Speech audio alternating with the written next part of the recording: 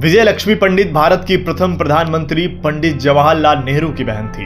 इन्होंने भारतीय स्वतंत्रता आंदोलन में अपना विशेष योगदान देकर अपने नाम को भारत के इतिहास में सुनहरे अक्षरों में दर्ज कराया, जो हमेशा याद किया जाएगा। विजय लक्ष्मी पंडित का जन्म 18 अगस्त 1900 को इलाहाबाद में हुआ था।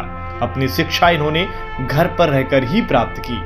1921 में विजय लक्ष्मी पंडित का विवाह काठियावाड़ के प्रसिद्ध वकील रंजीत सीताराम पंडित के साथ हुआ।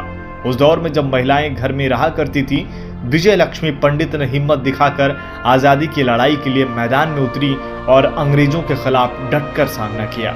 विजय लक्ष्मी पंडित ने महिला शक्ति का एक अनोखा रूप भारतीय समाज को प्रदर्शित करते हुए कई मुश्किलों का सामना किया, किंतु हार न मानी और अपने मजबूत इरादे के साथ आगे बढ़ती रही।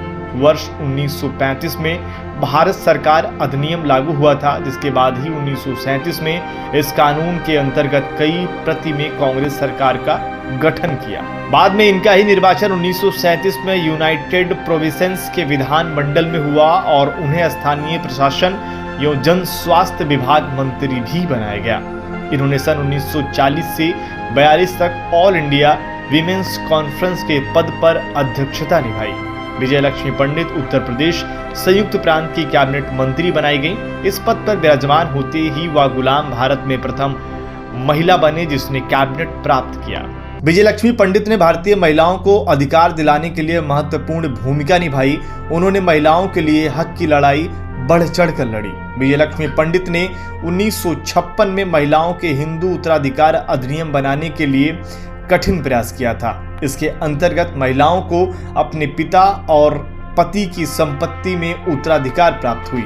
विजय लक्ष्मी पंडित ने 1952 में चीन जाने वाले सद्भावना मिशन का नेतृत्व किया था।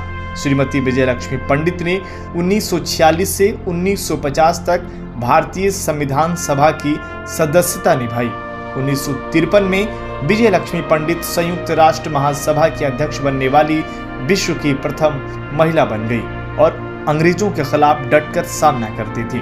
उनके साहस को हम भारतीय सलाम करते हैं। विजय लक्ष्मी पंडित का निधन देहरादून में 1 दिसंबर 1990 को 90 वर्ष की आयु में